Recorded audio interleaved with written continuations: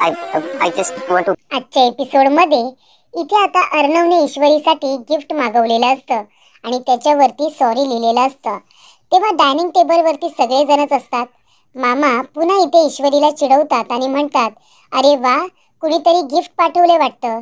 काय ग ईश्वरी, काय पाठवले तुला? तेव्हा इथे अंजली ईश्वरी आणि अर्णव या दोघांकडे बघते आणि म्हणत असते, सो क्यूट। तेव्हा इथे आकाश म्हणत असतो, काय हो बहिणी साहेब, हा कोण माणूस आहे जो तुम्हाला ग्रीटिंग कार्ड्स आणि गिफ्ट पाठवतोय? माहितीये का तुम्हाला तो कोण माणूस आहे ते?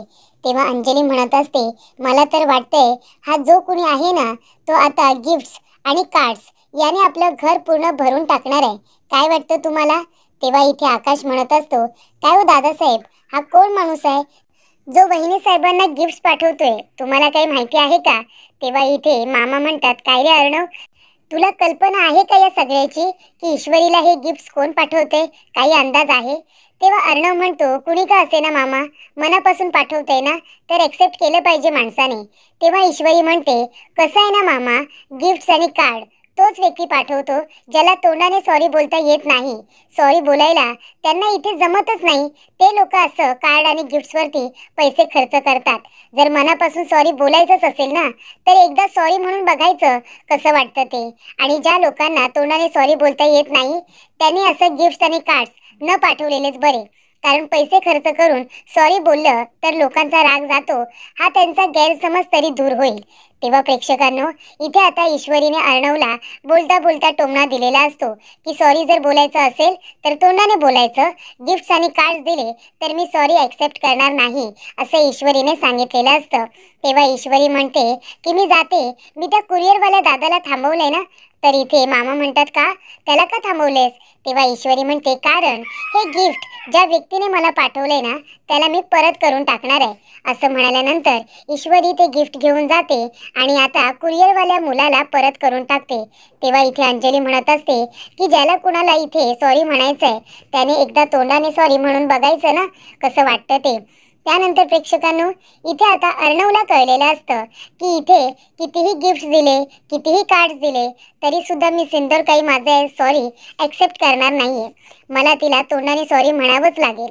आणि तेव्हा प्रेक्षकांनो, इथे आता अर्णव प्रॅक्टिस करत असतो, मी सिंदूर सॉरी, मी सिंदूर सॉरी, कारण तो आपल्या मनामध्ये म्हणत असतो की मला इथे सॉरी म्हणायला किती कठीण जातं, मी सिंदूरला माहिती आहे, पण तरी तिने हट्टच केलाय की आता मी तिला तोंडाने सॉरी म्हणायचं आहे।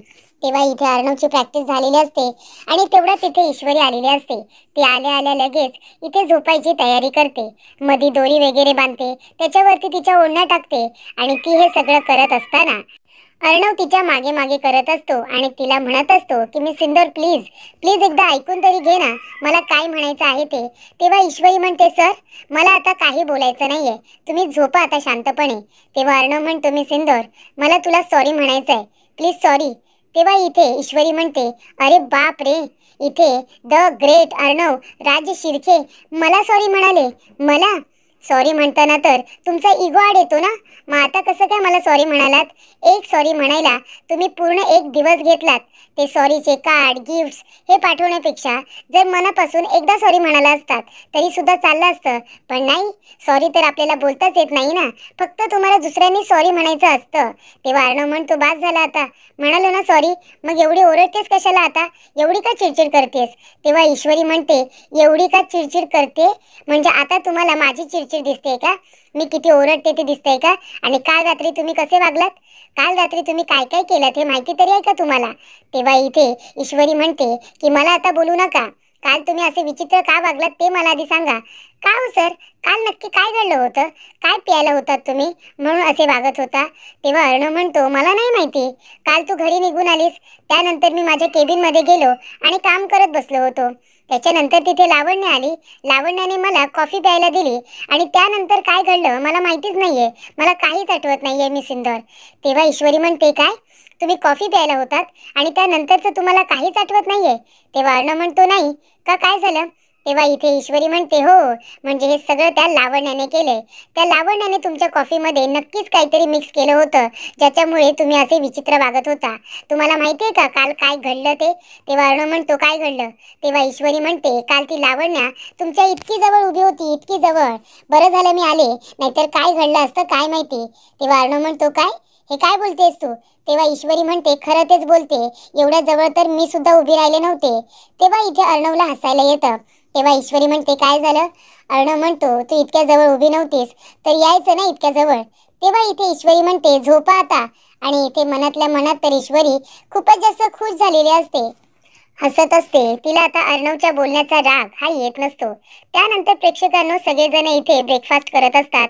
तेव्हा मामा म्हणत असतात, अगं अंजली, जावई बापू कुठे आहेत? ते नाश्ता करायला नाही आले. तेव्हा अंजली म्हणते, मामा आज त्यांना लवकर मीटिंग होती ना, म्हणून ते एका माणसाला भेटायला गेलेत. खूप लवकर गेलेत ते. त्यांना तर आज नाश्ता करायला वेळच नव्हता, म्हणून त्यांनी त्यांचा चहा सुद्धा रूम मध्येच प्यायले आणि लवकर निघून गेले. त्यानंतर प्रेक्षकांनो इथे आता ईश्वरी अर्णवची कॉफी घेऊन आलेली असते आणि ती म्हणते की अर्णव सर हे घ्या, तुमची कॉफी घ्या. तेव्हा इथे मामा म्हणत असतात की अरे वा, बघतेस ना अंजली, वातावरण बदललेलं दिसतंय. कारण ईश्वरी अर्णवची काळजी घेत असते. त्याला विचारत असते की तुम्ही तुमचं मिल्कशेक नंतर प्याल ना? तेव्हा अर्णव म्हणतो हो. तेव्हा इथे अंजली म्हणत असते, हो ना मामा, म्हणजे बघतोयस ना, काल खूपच जास्त उकडत होतं आणि आज गुलाबी थंडी आहे.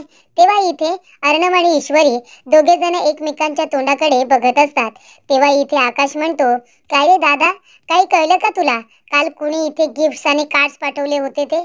तेव्हा इथे अर्णव म्हणतो की कुणी का पाठवले असे ना, पण एक महत्त्वाची गोष्ट घडली की आता सॉरी एक्सेप्ट केले. त्यानंतर प्रेक्षकांनो इथे ईश्वरी म्हणते की मनापासून जर आपल्याला कुणी सॉरी म्हटलं तर माफ करायचं असतं ना. तेवढ्यातच प्रेक्षकांनो इथे आता सुप्रियाचा फोन आलेला असतो. तेव्हा ईश्वरी म्हणते, आईचा सकाळ सकाळ फोन आणि ते सुद्धा व्हिडिओ कॉल. असं म्हणाल्यानंतर इथे आता वल्लरी घाबरते. व्हिडिओ कॉलमध्ये जर त्या सुप्रियाने मला बघितलं तर? तेव्हा प्रेक्षकांनो इथे आता ईश्वरी व्हिडिओ कॉल उचलते आणि म्हणते, आई अगं बोल ना.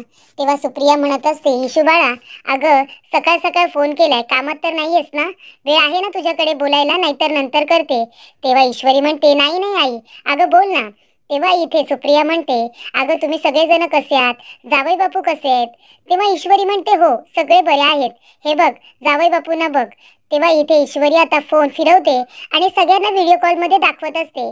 तेव्हा प्रेक्षकांनो वल्लरीने बघा आपलं तोंड कसं लपवलंय ते. ती आपलं तोंड सुप्रियाला दाखवत नाही, कारण सुप्रियाने जर तिला बघितलं तर 22 वर्षांपूर्वी जे काही घडलं होतं ते सगळं बाहेर पडेल ना.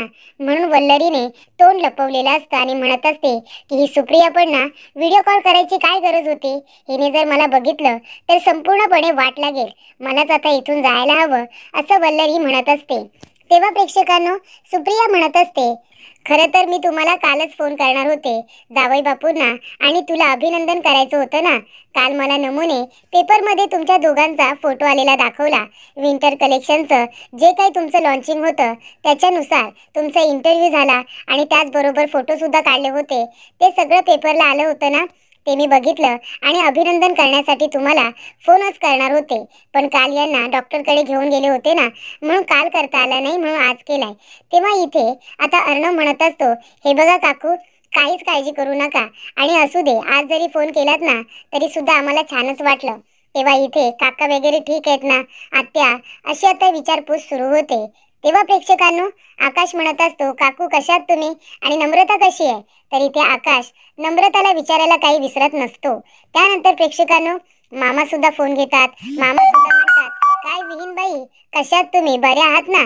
तेव्हा इथे सुप्रिया सुद्धा इथे मामांची व्यवस्थित विचारपूस करते. मामी वगैरे कशा आहेत असं सुद्धा विचारते. तेव्हा इथे अंजली फोन घेते.